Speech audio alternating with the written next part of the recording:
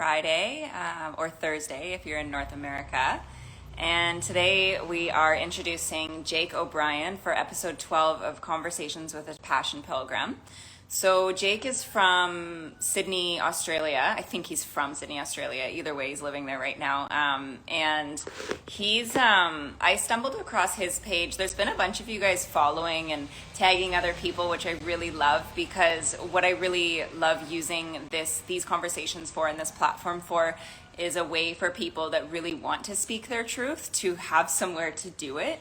And a lot of you have really been connecting with these conversations. And I wanted to invite Jake on because he's been using Instagram as a way to really get a powerful message across, especially during a time where even more than ever, a lot of people are on the internet with COVID and everything going on. And the message that he's sharing is really about overcoming hardship. So Jake, I'll let him tell you a little bit about his story. So we're just waiting for him to come on right now.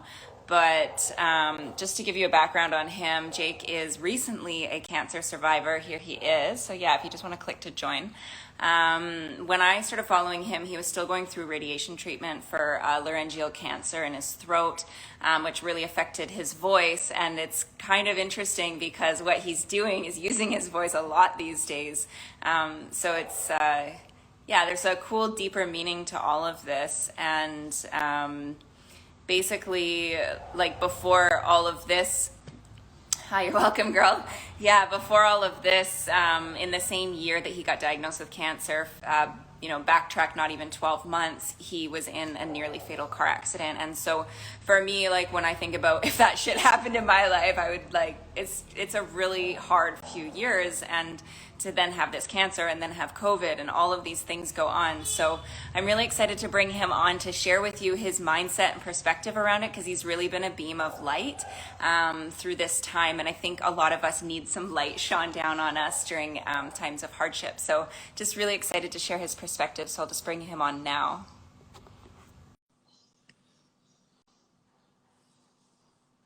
Hey, buddy.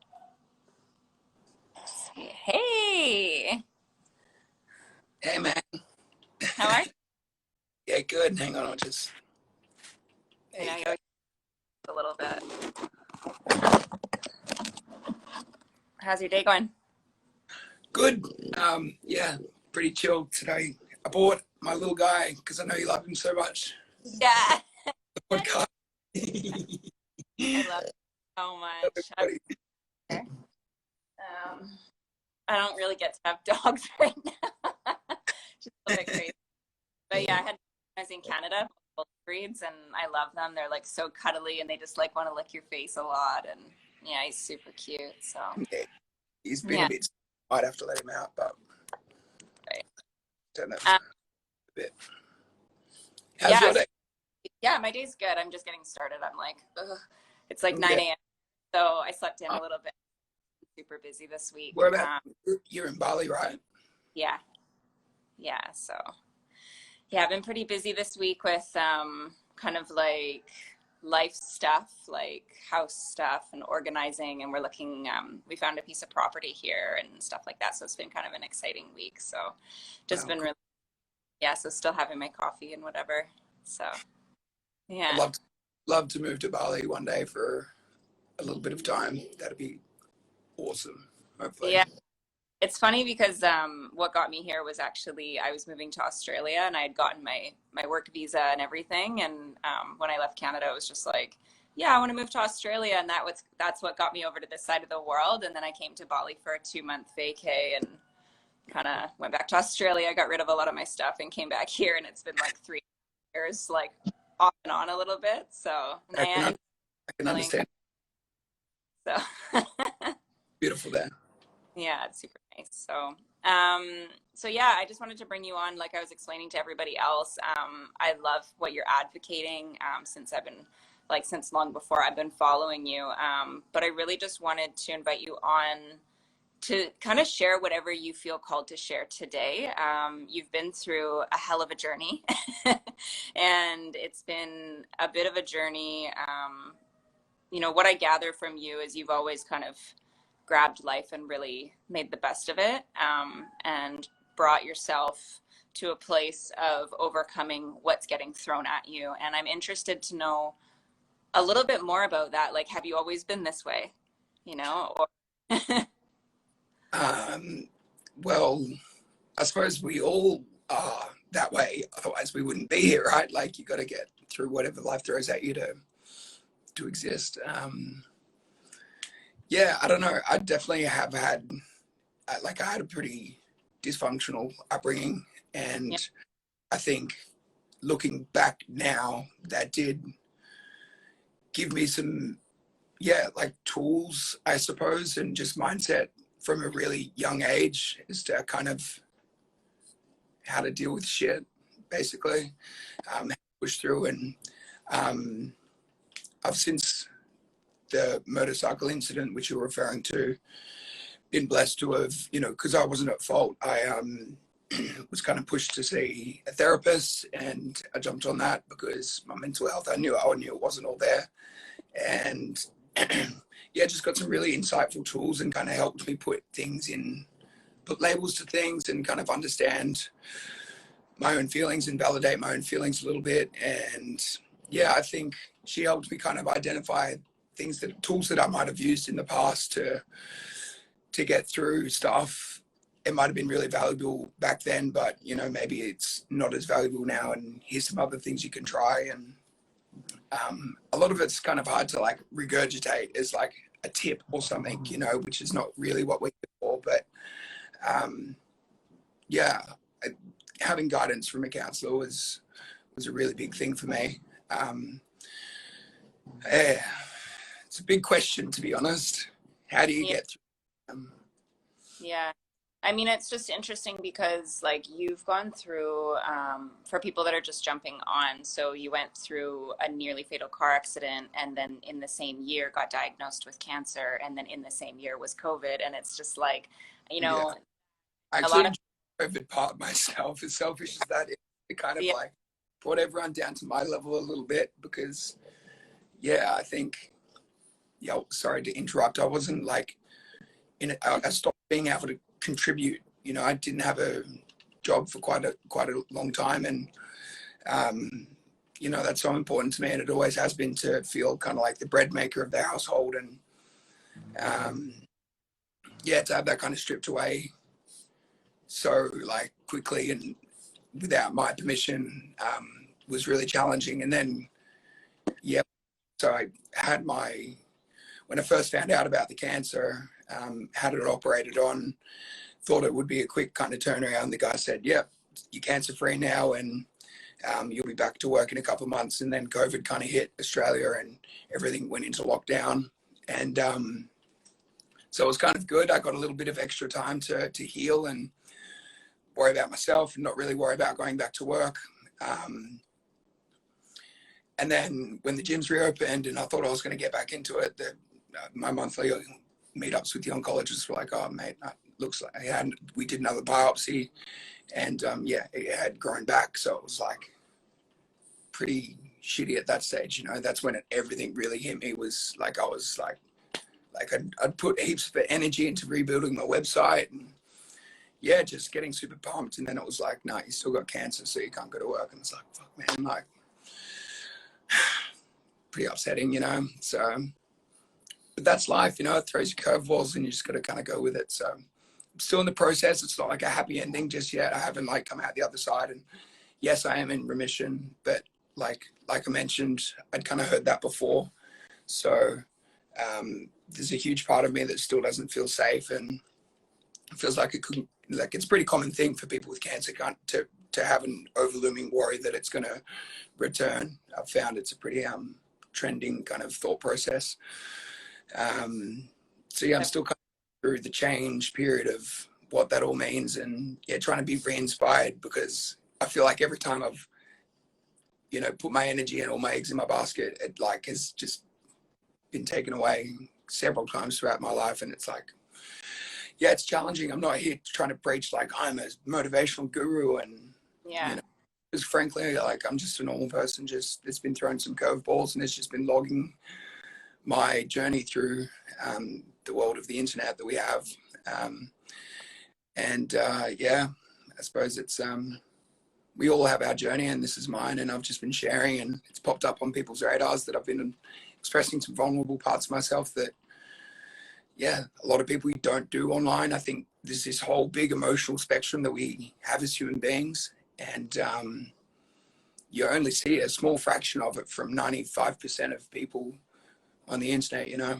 And I was only feeling that percentage for a small amount of time, and most of the time I was actually pretty depressed, and like, you know, you're posting shit where you look pretty happy and everything's all, you know, good, and yeah, under the surface it just isn't. And I think that's the case for so many people, and yeah, just the online space is just such a good place to be able to communicate and whatever, especially with COVID, as you said. Everyone's kind of stuck at home and on their phones a lot more, and, you know, not contributing as much as they might like to be able to the world. And, you know, I think that's more important than money, you know, is to feel like you're doing something. And yeah, when I started opening up and it started getting some really strong responses, I was like, oh, I'm doing something again. So yeah, just going with the flow of it, being a bit of a yes man. If, you know, I want to be invited on a podcast like this, thank you so much for having me, by the way. It's really really great pleasure. I've been watching your episodes and they're all awesome. So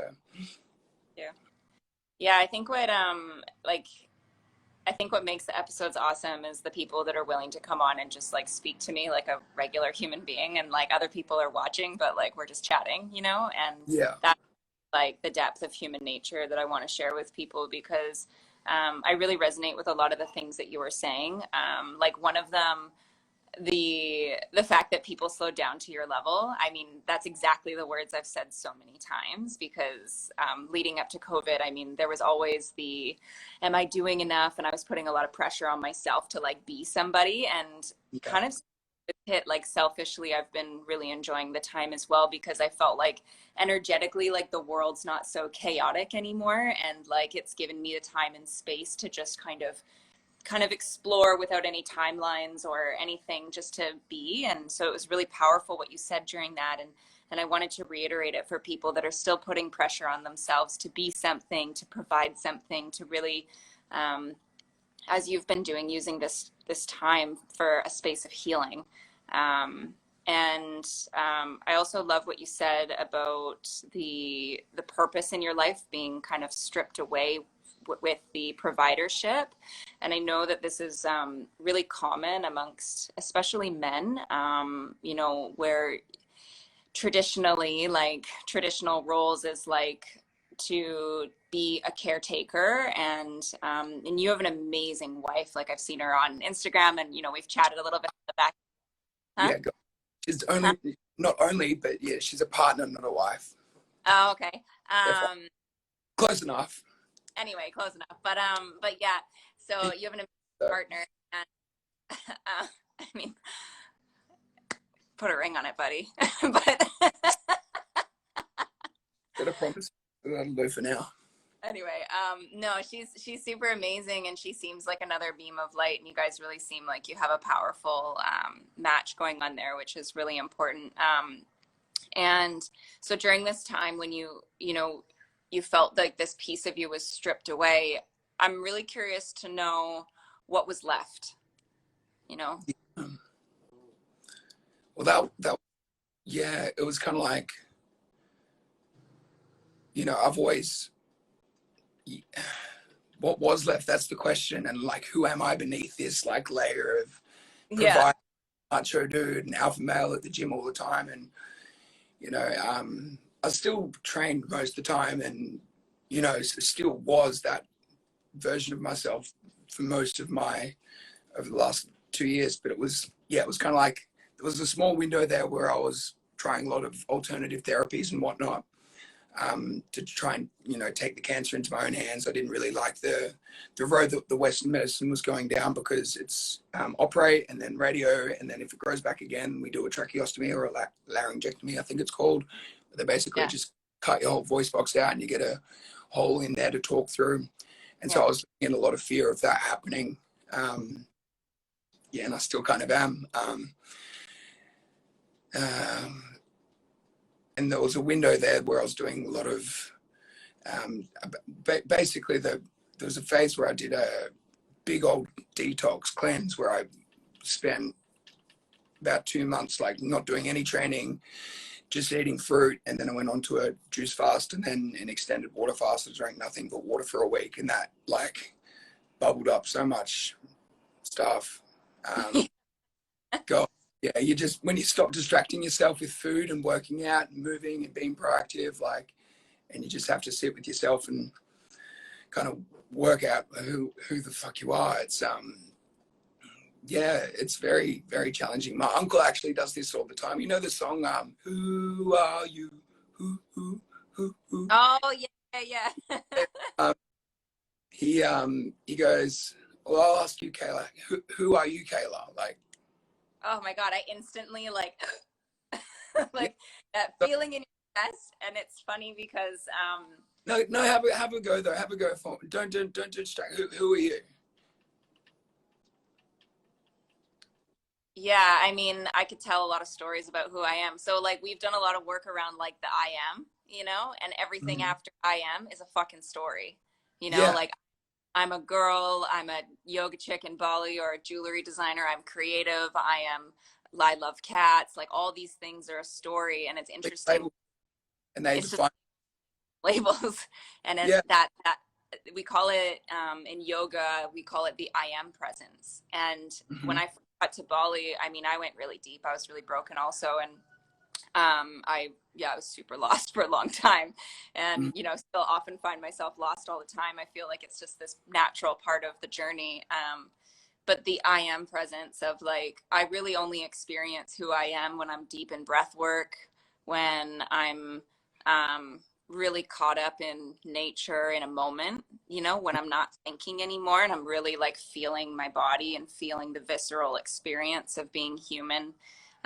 You know, being the moments when you're rolling around in the sheets with your partner, when I'm cuddling my cats, when I watch a butterfly, like that heart that I feel inside of me when I speak to, you know, I really connect with a lot of the locals here, and I've learned a lot of their language in order to be able to talk to them. So those moments where I don't exist and I'm just there, like, it's just like that. Yeah. Like looking somebody in the eyes and just being, you know, that's who I am, you know, and you can't label it. And You can't. but but You ask, to who you asked me to answer that question, and it's like, you know, like, fuck knows. yeah, turning You- that around, it's like, who we are you? need, Don't yeah, ask. it's very challenging. I think it's something that ancient texts have like gone back and not found the answers for, looking for a whole lifetime, and you never know, you know. So Yeah, what, and just yeah, which voice in my head is me, and what's my purpose, and why am I here? And it's all a bit of a head fuck, to be honest. But yeah. yeah, so yeah, the bike accident and the cancer has stripped some of those labels off me for some time. I'm kind of trying to re-put back on the ones that I want to label myself with, and but yeah, once again, they're just labels, so it doesn't really matter in the end. Just trying to be a bloody good person, you know. I think one thing I read recently that really kind of sat with me quite well was, people in your life are either there for you to inspire them or for you to be inspired by. Anything else in between, it's just kind of not really sitting well with me at the moment. Like, you got to have your mates that, you know, are just your mates, because we all need friendships that, you know, don't have to have much purpose other than a friendship. Yeah, I'm like, well, yeah, who am I? I think I want to be the type of person that inspires larger audiences of people, and, you know, helps people kind of break stigmas. And I'm still in the teething phase of this new version of who I am, following all this stuff that's only just, you know, it was a month ago that I got finally some good news. Yeah, I've been invited on several podcasts, and just, it's like, what do you want me to talk about? Like, just like, you know, it's I'm kind of just blabbering on, but it's tricky to find your space in the world. and have it fit really well with who you feel like you are. And I think having had some really challenging experiences has done nothing but maybe speed up that process for me. And maybe I can't say it just yet, but I think it's coming, and I'm excited for it. And yeah, I'm looking forward to feeling a little bit more ready to blast forward in the world again, but also just taking a note from the last couple of years and being like, it's okay to sit back and just, you know, like, what happens if you're a really bad person? Like, is the world going to be that much different? Like, probably not. Like, but you know, I try not to be a dick, as they say. Yeah, it's like there's a spa here in Bali, and like rule number one is don't be a dick on the sign. Yeah, fair. It's a good rule to live by. Totally good. I love what you say too about being in the teething stage of this, because I think when, especially, you know, when we were talking a little bit more on the back end too, like in the voice notes and just in the DMs, you were talking a little bit about how you're kind of growing into your voice, and you know, this was a few months ago, just kind of getting used to speaking more, and it, you know, it really appears from the outside looking in that you've been doing this forever, and I want to honor the courage that it takes to just speak even though you don't know what you're going to say, and to show up even though you don't know what you're going to offer. And like, I love like the way that you've even come in here today. Like, you know, I was a little bit anxious this morning, and speaking to you already, I've like, you have quite grounded energy right now. Like, I don't know if you've already gone to the gym or something, but like, you know. But no, I'm cool. Yeah. I also is pretty anxious, to be honest. I was like, before I needed to go on, I was like, fuck, I haven't left the house yet. I need to get out. I know, right? And the days when you don't leave the house, that's when shit goes cray cray. But it's been really nice to talk to you, because you're just like, okay, this is me. Here I am. I don't know what we're gonna talk about, and you've already shared like so much fucking valuable shit in like 20 minutes, you know. So it's just like, one of the things that you said, I had a question about that.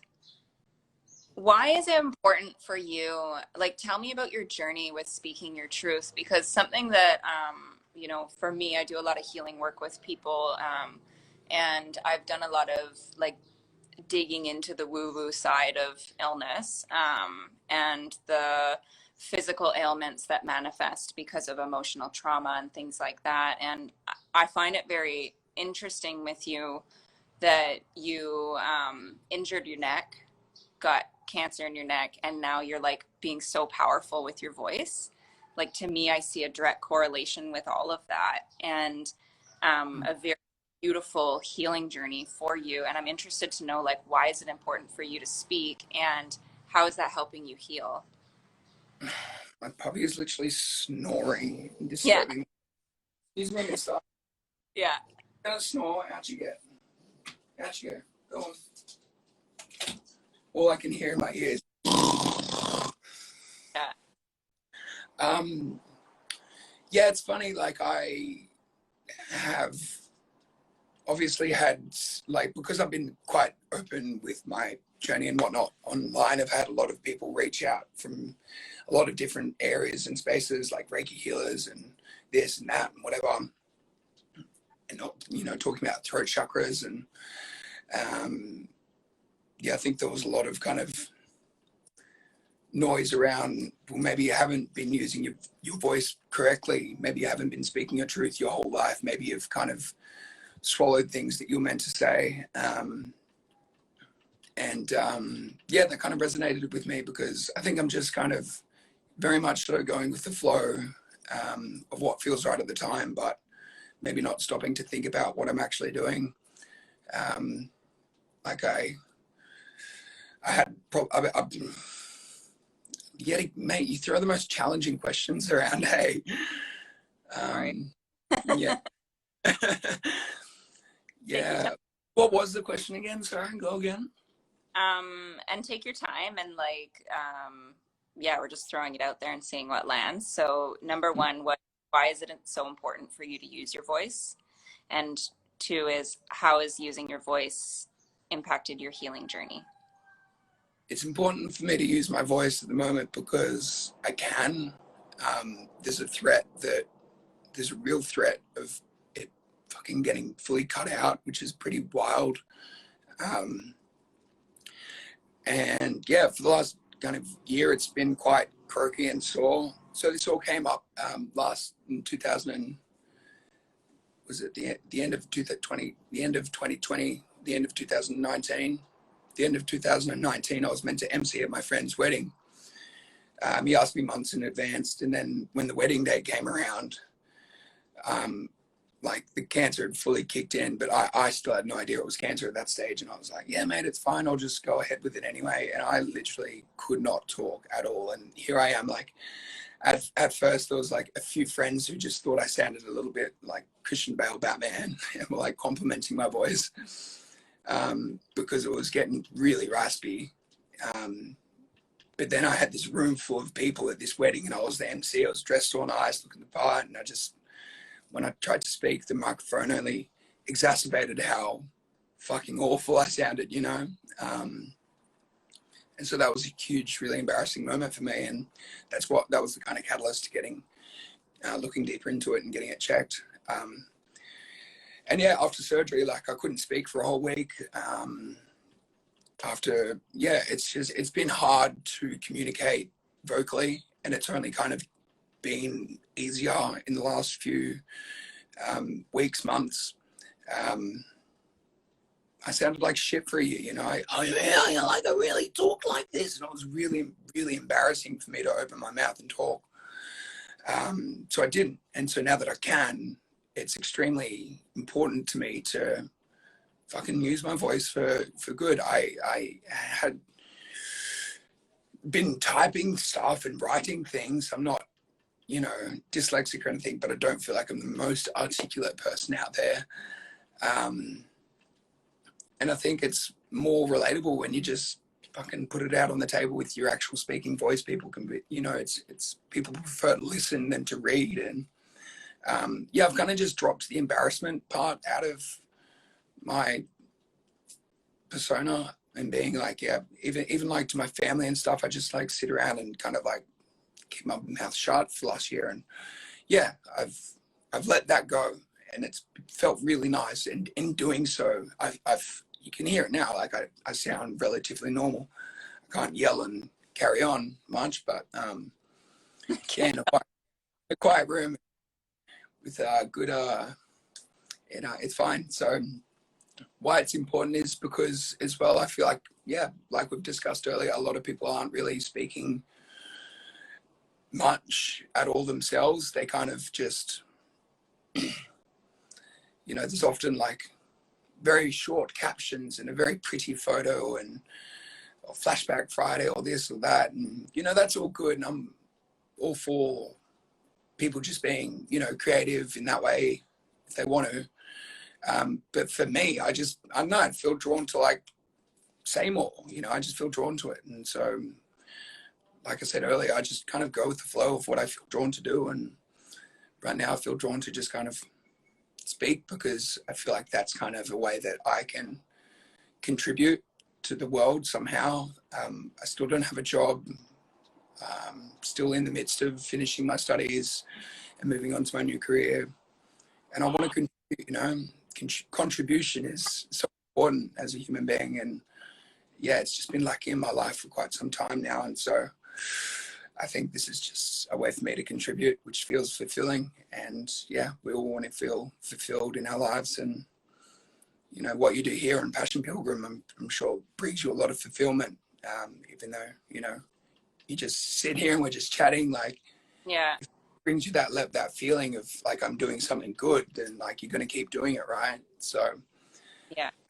yeah, I started speaking and people started giving me thumbs up. And so I just have kept going. It comes in waves. Sometimes I feel, you know, I'm still really fucking battling some mental health issues and some depression and whatnot. And, you know, I have my hurdles. Some days are good, some days are bad, and some days I don't talk much and I'm in a bit of a pity pit, but you take your time in your pity pit and that's okay. And sometimes I talk while I'm in my pity pit, and sometimes I just sit there and work my own shit out by myself. And Yeah, I think I've answered the question. Mm. For sharing what you say about the captions thing, like just being, again, going back to the superficial gram of like scrolling through pretty photos and captions. And I know sometimes I've been given the advice, like many times actually, like, oh, your captions are too long or whatever. And I do put short ones on there sometimes, but my Yeah, natural personally is just to word vomit and just like let it all yeah, out, captions in one. And most, and it's interesting because when it is too long, a lot of people get bored when they're reading it, and like you don't get as many like likes or whatever, and then there's this weird kind of head yeah. fuck. Is what I'm sharing, I have goosebumps right now, it's like, is what I'm sharing super valuable? But all you need to do is, one, there's part of you that needed to share, that's what's important, and then there's the one person that it actually impacted. And if you have That's one of things, none of it really matters, like how many likes you get or how many comments you get or whatever.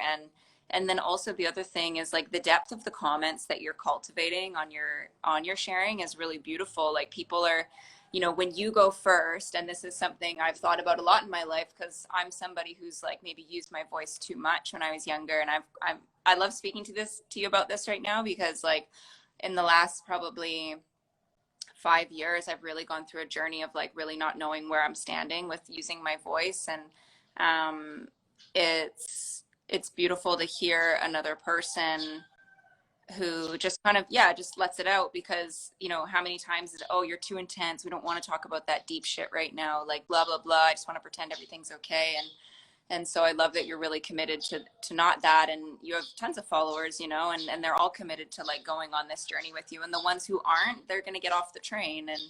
totally. Um, and And it's, who cares? Like, yeah, what you said there about you trying to put like three captions of you just word vomit into one thing. I do the same thing, and it's like I hate it when I put like all my heart and soul into saying something really meaningful to me, and I get like cool shirt, bro, and it's like fuck, that's not what I was trying to say, but like yeah, whatever.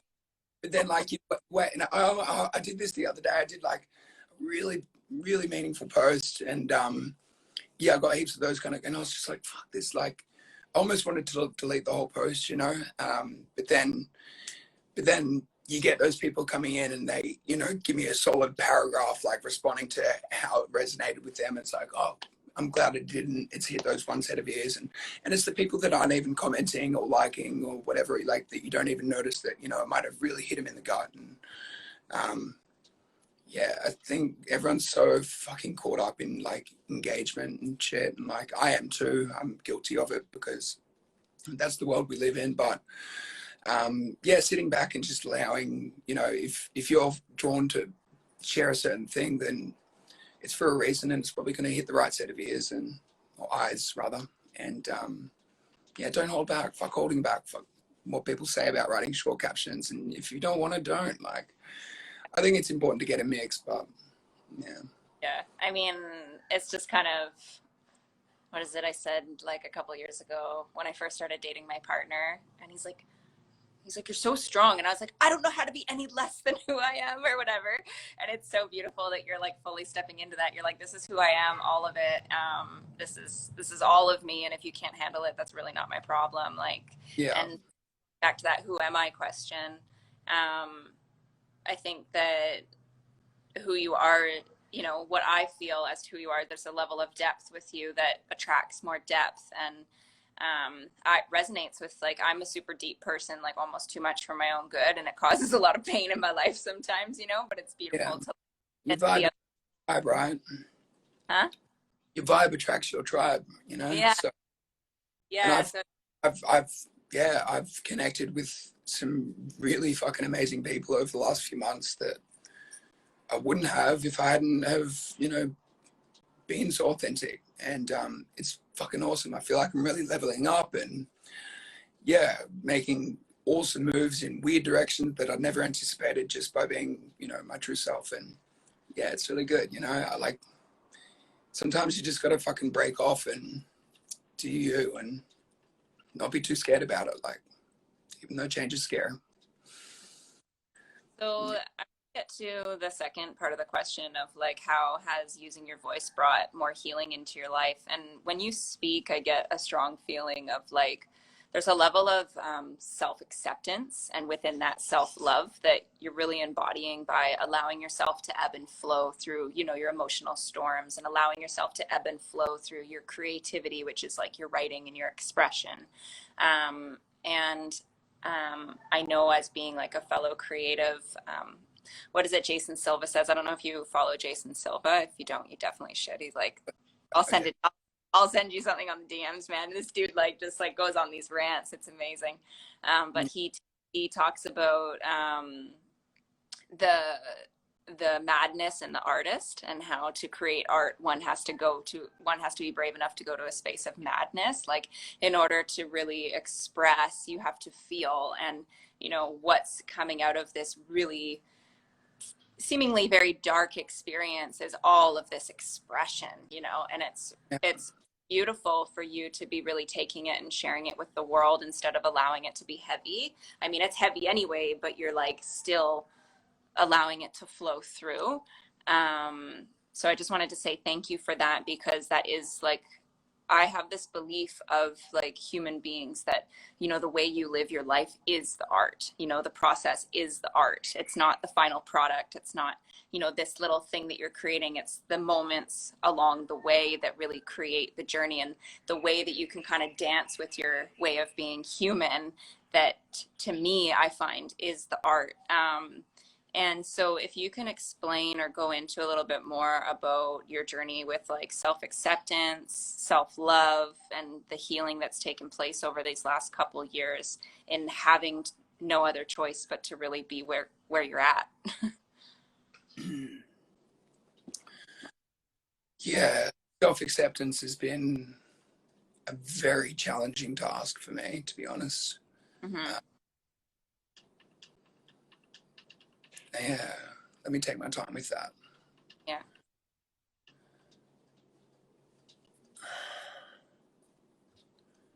What am I?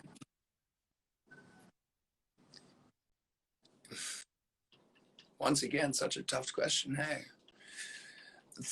therapy is really helping. um, that's been great. You know, it's like you can't be anyone other than you.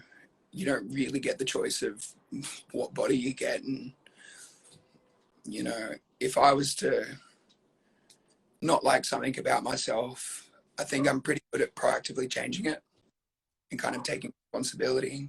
Has been a big thing for me. You know, like, you know, naturally my genes, you know, it's quite easy for me to put weight on and stuff. So, like in a bad way, like I get skinny, fat looking quite easily, and I control that through training. Mentally, identifying things that, you know, aren't healthy and working to change them. You have to know what you don't like and accept about yourself and be proactive about changing it. And that's where the whole, I know, I guess I've just been taught my whole life that I'm very inspiring and motivating. And so I've kind of worn that my whole life and been like, well, if I'm inspiring and motivating, well, I better fucking walk that walk, you know? But I was actually having a really good conversation with someone yesterday. It was a podcast directly about cancer itself. And it got to the end of the conversation and he started bringing up the whole fact that, you know, he was really inspired that I kept training throughout my fitness journey. But it was like very careful with how he told me that I was inspiring, because he's like, I don't want to put you on some kind of pedestal that makes you feel like you need to be this inspiring person when, you know, you're just a person. Like, you don't have to wear that. You don't have to feel like you're up there being that inspirational dude. Like, but you have inspired me, you know, like I started training more because of you. I bought some gym equipment because of you. And I'm like, oh, like, fuck. Like, it was a bit of a kind of smack in the face of the way he was so careful to say that he was inspired by me, that, you know, 90% of, well, everyone hasn't done before. They've kind of put me up on this pedestal of being this thing. And you know, I've owned it, and I've done my part to play that role, and I enjoy that role. But also humbly being able to step off that pedestal sometimes has been the challenge for me. And so accepting that I don't have to be maybe a motivational figure kind of thing. I don't have to be the most, you know, fit guy in the room, and I don't have to be the loudest person in the room. And that's okay. You can still be a good person, you know, like, and that's, yeah, I think I've always been quite an outspoken person, and for the last year have not. And so, you know, what am I going to do? Fucking hate myself sometimes, sure, but not for the most part. You know, that doesn't bring you forward in life at all. And if there's elements of yourself that you hate that are changeable, then I've always put the effort in towards changing them. But if there's things that you don't like about yourself that you can't change, well, you can't hold on to that and keep looking at that. I think, yeah, I think that's probably my answer to that one. I definitely like, yeah, I felt so self-conscious about not being able to talk, and like for a while I was, you know, in a neck brace and a knee scooter, and you know, I was just a mess. And yeah, it's hard to love yourself when you're like that, but you also just kind of got to go with it and just laugh. I think time kind of is the main ingredient to working all that out. You need time to work out what you want to change and allow stuff that you can't change to play its course. And yeah, finding the balance between effort versus let it be has been probably my best tool for self acceptance. I liked that when things were not, you know, when I was not in a good place, that I was able to be proactive with certain aspects of, be it my battle with cancer or my recovery from the bike accident. You know, I took as much as I could into my own hands and tried to be proactive about my healing, and, you know, seeked different things that I could be doing that was proactive.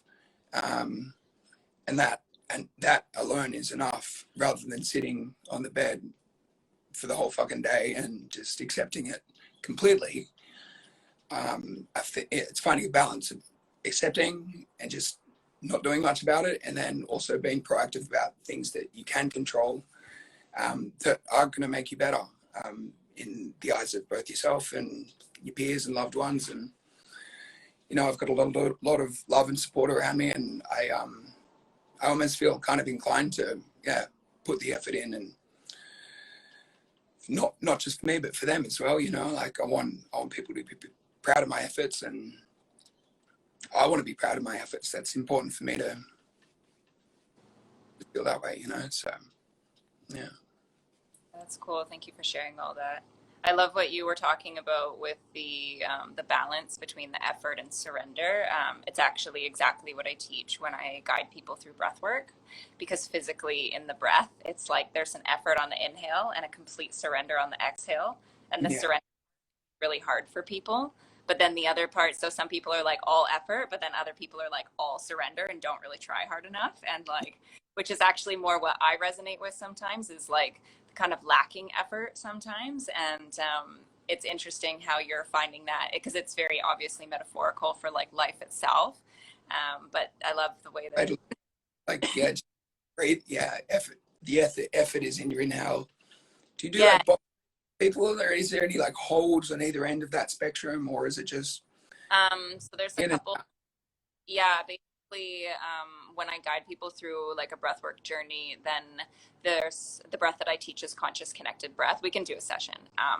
Pretty much have to now. But yeah, there's like this continuous breath, and you do that for a period of time. Usually, you hold at the top and the bottom naturally. So to have your body breathing in this way, it's kind of like a cat breathes. It's just like constantly processing your shit. But it's like really about finding a flow in that, and your body usually does. And when you do that, you bring up, like sometimes you can have some traumas come up, or you enter into a breathing pattern that you haven't for a while or whatever. yeah, But you at the end, because you're playing with your nervous system. And this is the thing, is when you're putting so much effort into life, your nervous system is constantly on high, right? It's constantly like triggered and tense, and you've got like adrenaline and cortisol pumping through your veins. And the surrender part is where you actually get to rest and digest, and triggering your parasympathetic nervous system. So Something basically, quite challenging to do. yeah, so it's the only way to really teach your nervous system, because your nervous system has learned how to respond your whole life, and to really teach it a different way, you have to go through a lifetime of consciously breathing and consciously teaching it. Like, I'm a naturally triggered nervous system based on my childhood trauma, life trauma, whatever. I'm just naturally like that, even when I'm relaxing. So to answer your question, the breath holds, I do them at the end of the practice. And then there's a couple different practices. Like, I have a 4-minute practice I like to teach as well. And when you do the breath hold, it actually presses on a button in your system that triggers your calm. So it just triggers your rest and digest nervous system. So, but you already have extra oxygen in your body, and so you can actually hold your breath for a long time. And this is what like free divers and stuff do. Yeah. But I Yeah, love I tried the Wim Hof thing and whatever quite a few times. I do all that. But yeah, while this was like red raw, I couldn't do any breath work, and that was like a really like frustrating part. I knew breath work was such a powerful healing tool, and I really wanted to do a couple of these courses that were available and people offering things. And yeah, but it was just like I'd try and do like a round of Wim Hof, and like by breath 12 or so, I was just like so scratchy and sore. It's just, yeah. And Wim Hof is your mouth, yeah. Pardon me? Wim Hof is mouth breathing. No, I think it's nose. I think it's in the nose and out the nose. Yeah. Okay. Yeah, because I'd be curious to know, like, if you geared it down a bit, because I find Wim Hof sometimes can be quite intense. If you really geared it down and it just kind of got lost in the flow versus the power. Yeah.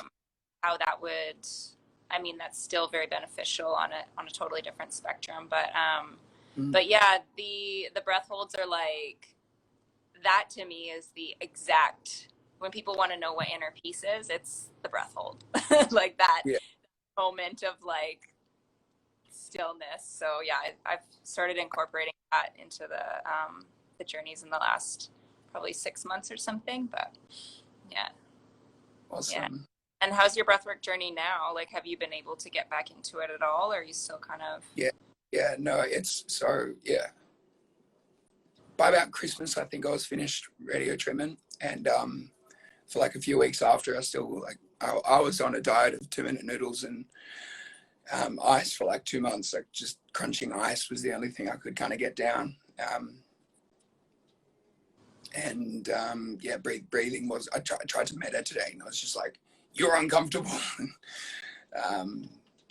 Yeah, couldn't really get past that. But yeah, I think now I'm kind of probably in a place where I could jump into some more of that.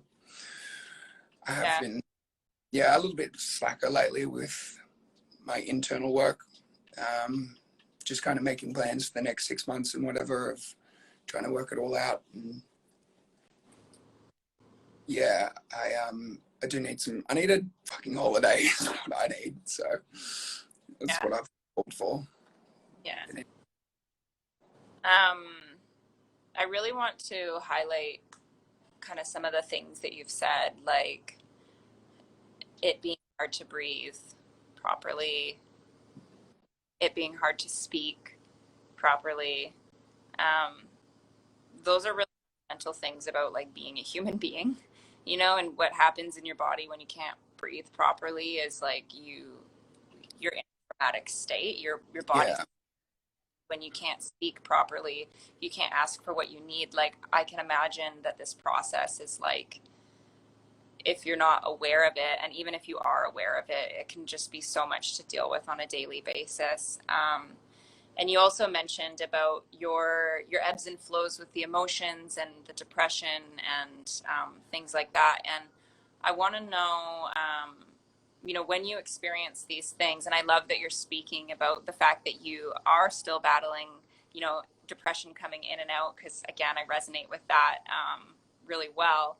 And I don't really know what it's like to have a life where that's like not a part of it, you know, on some level. And I'm curious to know how you speak to yourself when you're in the dark, and the moment of like, you know, because you know when you start going down and then you're like kind of resisting it, kind of fighting it, and then you find yourself and you're like, okay, I recognize I'm like in the dark right now and this fucking sucks.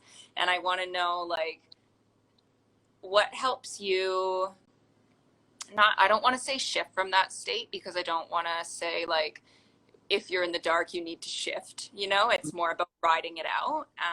And I want Yeah. to know what's really helpful for you in those times, and what's your process, you know.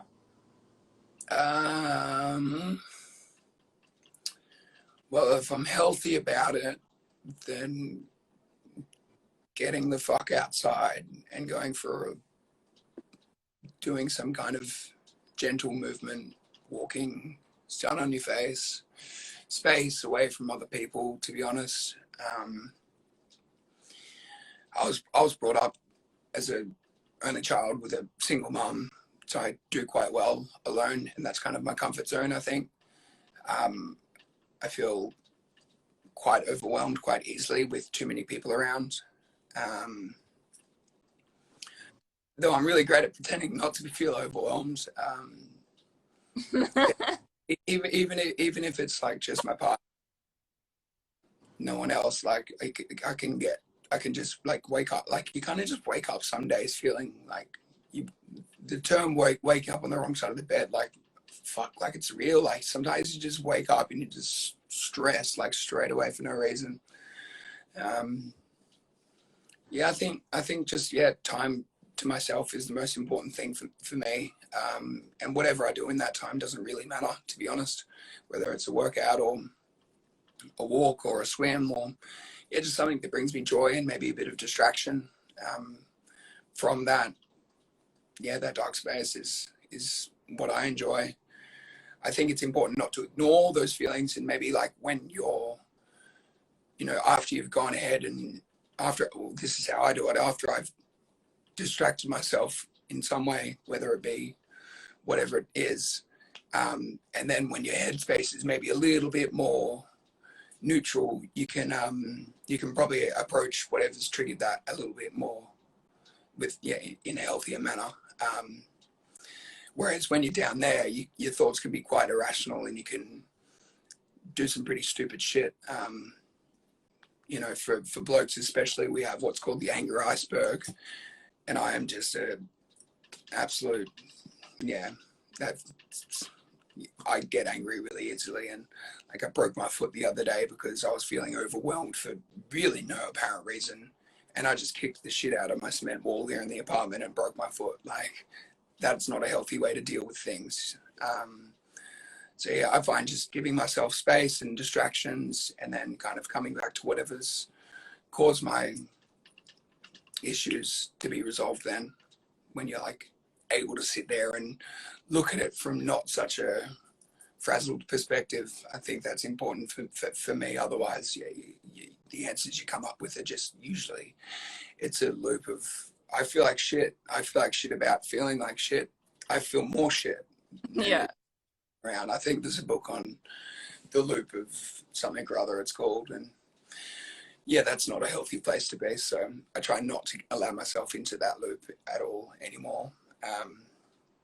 It's a challenging question to answer though. At the moment, I'll be transparent. I do take antidepressants,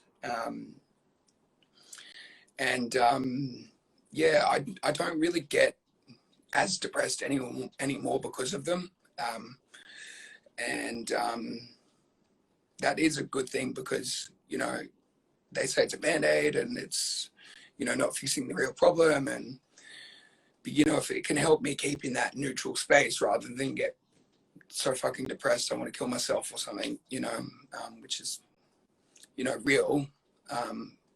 Like the main cause of death in young men in Australia. I didn't realize all this, and there's so much crazy information once you go for a bit of a dig. And it's just really not spoken about, is like, yeah, how fucking common it is for young blokes in Australia to just get so overwhelmed and then they try and find the answer while they're in that overwhelmed space, and the answer is fucking killing themselves. So many kids are just in that space and lost, and don't know how to get out of it, and it's just fucking so sad. Like, I'm in a couple of mental health groups on Facebook, and you get these like, fuck man, like, yeah, these 13-year-old kids that just jump in and they're like, all right blokes, like, I can't do this anymore, see you later, and like log out of the group. And you're just like, fuck, like, I hope they're okay, there's nothing you can do, like, just, yeah. So and that's where the power of, you know, me speaking up about, you know, I opened up about that to all my followers, and like, I feel like I felt drawn to do so, and I did, and I felt like I contributed to the world by being a voice saying, like, this is fucking normal. It's okay to feel like complete shit sometimes. It's completely fucking human. And, you know, we're all in this together, and, you know, life's not all just sparkles and fairy dust. I like to think of it as like, if you were a baby, or if you're caring for your baby, a baby would be weird if it was constantly fucking stoked and happy, right? It'd just be like you go to put it to sleep and it's still laughing and shit. It's like, that'd be weird, right? It's totally weird because, you know, everybody wants their baby to be laughing and easy, you know, and when it does cry, it's stressful, and like, it's interesting. I mean, I don't have kids. Oh, you don't have, but it's interesting that when you look at from a baby, sometimes you're rewarded for all of your happiness and not for your sadness, you know, and so it's an interesting point that you bring up there because of that. And I just want to say thank you for sharing like the depth of your process around something as deep as like a current struggle with depression. And I mean, I love that you also brought to the table that you take antidepressants because that's a decision for you. And I resonate deeply with that because I'm not on medication anymore, but I was when things were really bad. And I was for 2 years. I got diagnosed a multiple of things. And once I stopped, you know, taking drugs and doing alcohol, it leveled off a bit. And then I was still on the medications, and then getting off the medications was a journey in itself. And I would never, you know, I think that there is a lot of social shaming about no matter what decision you can choose. You're shamed maybe sometimes for being depressed. Why can't you just like cheer up, you know? And then, oh, but you're going to take medication. Like, what the fuck's that about? You should do it naturally, you know? And it's just like, yeah, where do you fit in all of that? You have this pressure to not be depressed, and then you have this pressure to like just get over it. And you're like, have you even been where I'm at right now? Like, can you actually like, why is there so many rules on like how I'm meant to be right now and how I deal with it? Like, go fuck yourself. And yeah, so I love that. Sorry, I'm gonna move. Something going on outside. I don't really know what's up, but I love I never know what's going on around here. People don't communicate stuff in the neighborhood. I love that, you know, you're able just to stand beside, this is my choice and this is for me and this is what's helping. And I also, the way that you brought it back to that piece of neutrality where, like, again, you're coming back to that balancing act. And all life is, man, it's just a balancing act. It's literally. Yeah. And but the importance and the value that I really find and want to reiterate for people. Yeah, see, look, cleaners here. And yeah, the importance of actually dealing with the giving the time to allow yourself to get to that neutral space. So for anybody who missed that part when they were listening, like, I want to really reiterate it because you really talk about the importance of like, don't try to fix and solve things when like the house is on fire. It's like trying to rebuild the house while it's still burning. Like, let's put the fire out, let's let it dry, let's like look at the plans again, and then we'll try to rebuild the house. And I think that that's important because when you don't feel safe, when you're triggered, and when you're in this traumatic or crisis state, to try to fix something from that place, from all those emotions. It's just this chaotic mess, and anything that's going to come out of a chaotic mess is still going to be a chaotic mess, and you start ping-ponging back and forth. So yeah, I'm really proud of you for just making the decisions that are right for you based on what helps you the most, which is being in this neutral space and not swinging so much. And Yeah.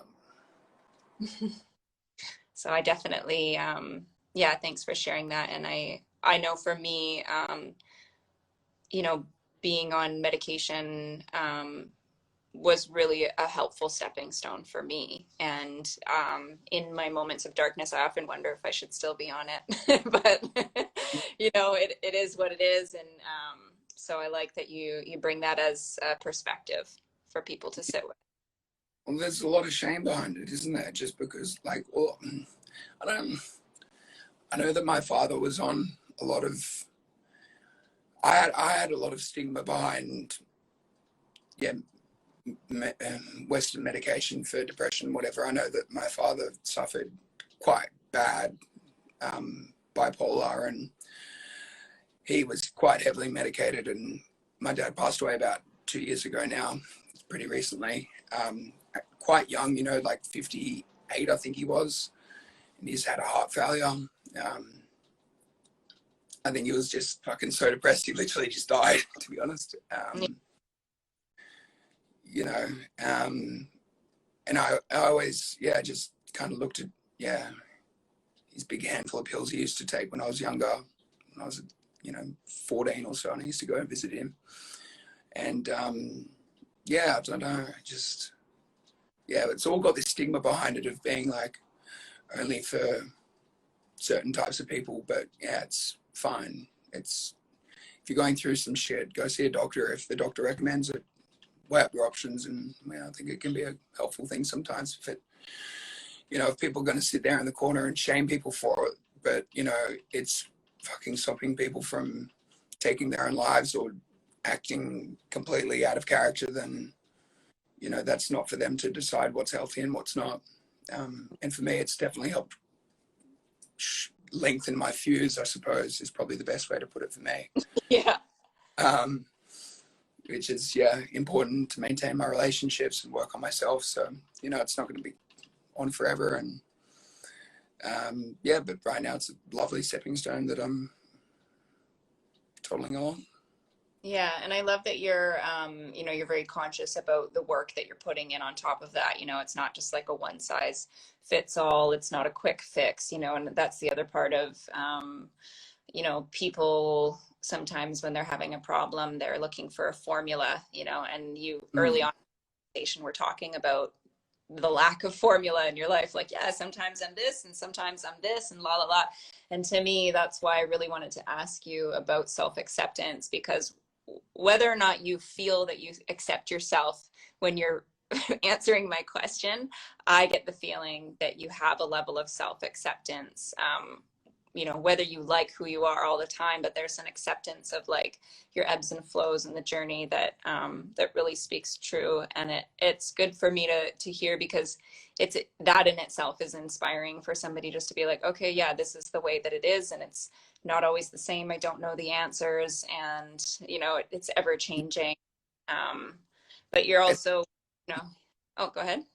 No, it's, yeah, it's so true. It's okay to not know who you are and not know where you're going, and to not have all the answers right now. Sometimes like people ask you something and I think we feel so pressured to give an answer straight away, but it's all right to be like, let me think about that and get back to you. You know, that's like been a really powerful thing for me to, you don't have to answer everyone all the time and like get back to people's, yeah, you can take your time to kind of step back, think about things. You can, you know, not respond at all. It can be irrelevant to you. And yeah, I don't know. I just had to say that.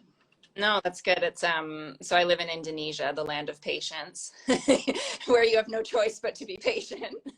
Yeah.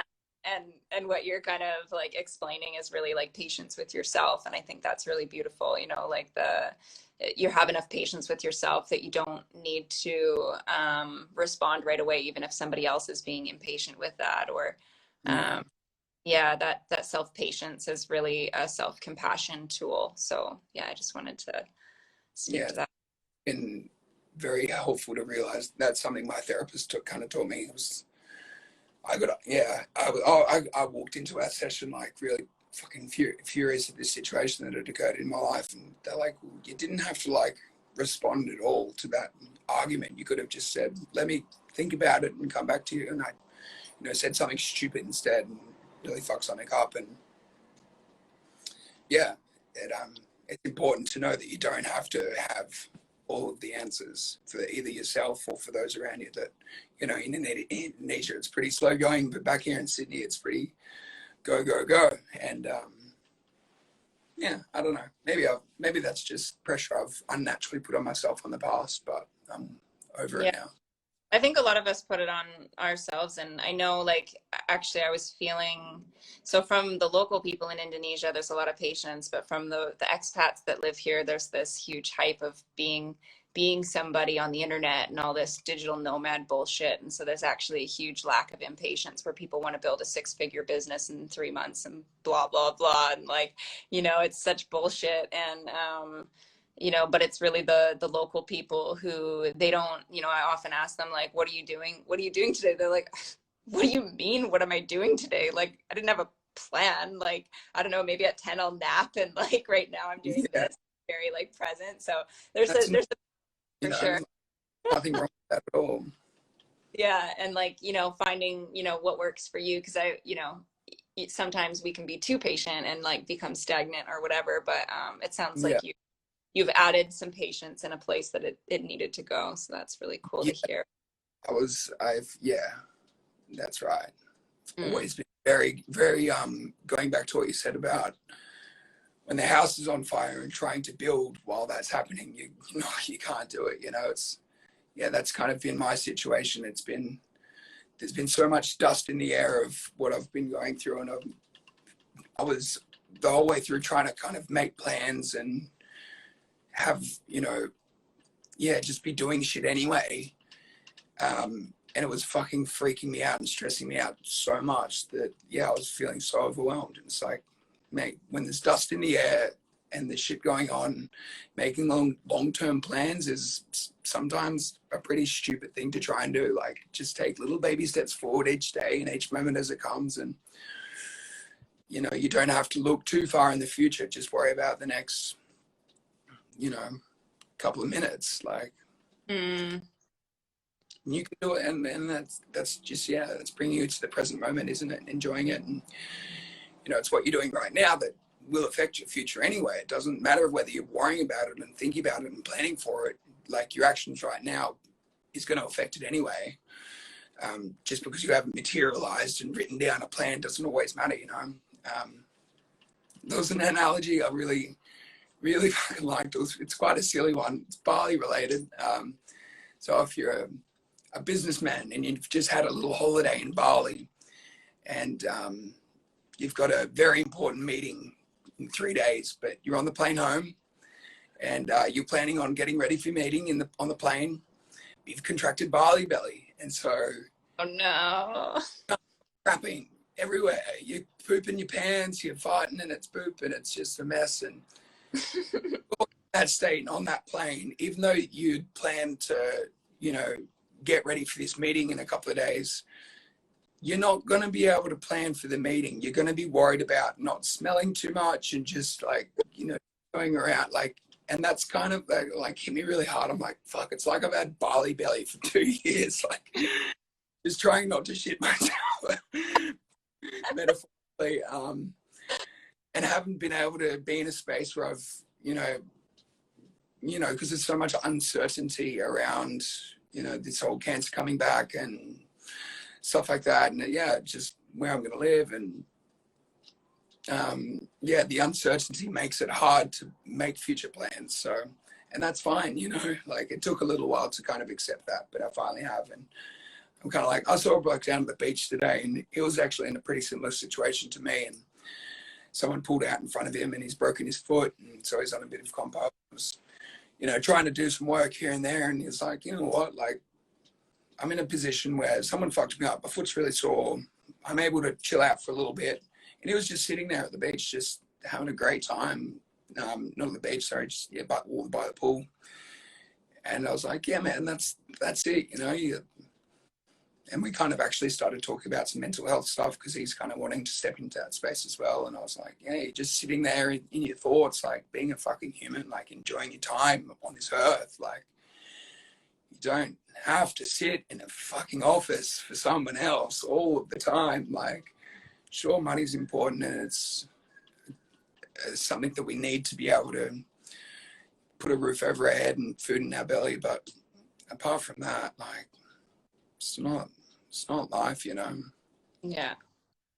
Yeah. I really feel that during this conversation, I mean, you've really touched on things that you learned through your journey, but you don't need to have cancer in order to listen to, you know what I mean? And I think that whole slowing down element and the giving yourself permission to be patient, the not planning for the future is relatable to anybody who's really still struggling with what's going on during COVID, you know? I think COVID has taken a lot of that away from people, the whole contribution side of thing. I think we've, as humans, like, it's like in the period of needs, is there, I don't know, I'm pretty sure contribution is in there somewhere else.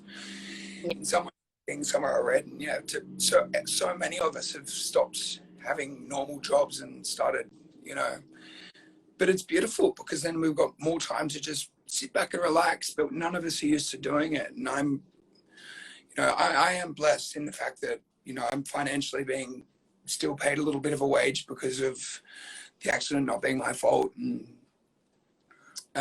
so I'm very, very blessed in that regard. I say blessed because, you know, there's no other way to look at it, but you know, I'm not working as much and still making a little bit of money, and that's great. But other people are starting to find other ways to make money that they aren't used to, and maybe involves less effort or using different sides of themselves that they're not used to, and maybe having a lot more spare time because they're not traveling an hour to work every day. Like, yeah, I think it's a nice shift that the world is going through. I think. I'm sure about all these vaccines and everything personally, but and all the media hype around COVID, Yeah. stuff off. Like, I don't know about all that, but I think there are some really good things that are going to come out of this pandemic. And yeah, hopefully someone can listen to this podcast back and get something out of this as well. So Yeah, so too. Cool. Well, I think this is probably a good place to wrap it up. I think that was a really good kind of final note. And yeah, I just really enjoyed chatting to you today. And I wanted to say thanks for just showing up and being you, because that's really what you've been learning. That's all we want. So it's just for you to be yourself. And yeah, it makes me more comfortable being myself, and you're yourself. It feels less fake and awkward. It's more real and human, and makes me feel less anxiety. So I really appreciate that, and your willingness to just be vulnerable and go deep into the experience of being human, to remind people that we're not here to be finished. We're here to be human, you know, and yeah, to experience that and be present for it. So yeah, there was a lot of bits today, and I just wanted to say thank you again. And yeah, we'll chat soon. And when you're up for doing a breathwork session, let me know, and we'll hook that up. And definitely. yeah, cool. What is up, Bali, for sure. I know. Please let me know. I'd love to meet you in person too. That's probably the hardest part about all of this, is like usually I'd be a little bit more back and forth to Australia and like places, and I'm like, fuck, I just want to hang out with you in real life. Like where in Bali do you live? Is it Uluwatu? Because I've been to Bali like 5 times. Yeah, I just got back up to Canggu because there's a little bit more hustling up here. So yeah, cool. Canggu's beautiful. Yeah, rice fields. So we'll enjoy the warm Canggu weather, and I'll speak to you soon. Yeah, cool. Speak to you soon. Thank you so much for having me. This was an absolute pleasure. Yeah, thank you. All right, Kayla. Have a beautiful afternoon. Yeah, you too. Say hi to Holly. And Romeo. Yeah, all right. okay, see ya.